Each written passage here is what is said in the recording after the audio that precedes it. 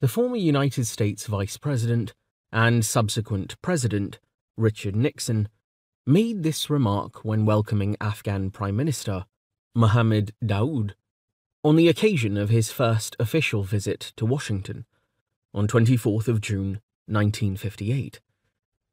At that time, neither Nixon nor any American leaders could possibly imagine that one day the US would find it compelling to intervene in the unconquerable country and there fight the longest war in American history.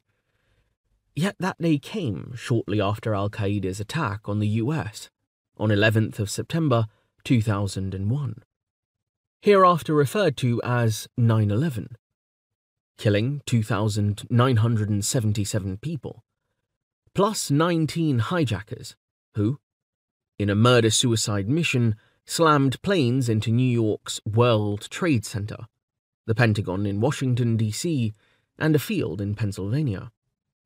The event, comparable to Japan's strike on an American naval base at Pearl Harbor 60 years earlier, shook the world's most powerful state to its core. Backed by allies inside and outside the North Atlantic Treaty Organization, NATO, along with widespread global sympathy, the conservative Republican administration of the recently elected President George W. Bush launched a retaliatory military campaign within a month against al-Qaeda and its protector, the Pakistan-backed Taliban ultra-extremist Islamic regime that had ruled most of Afghanistan since mid-1996.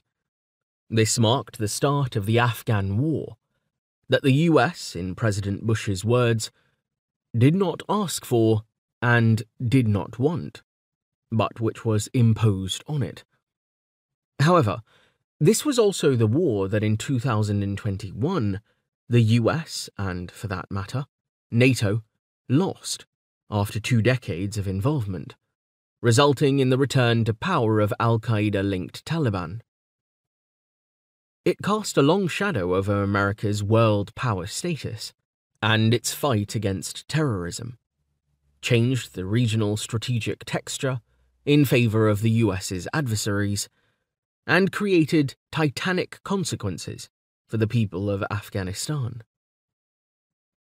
The question of where the US, and for that matter, its allies went wrong, has been widely debated.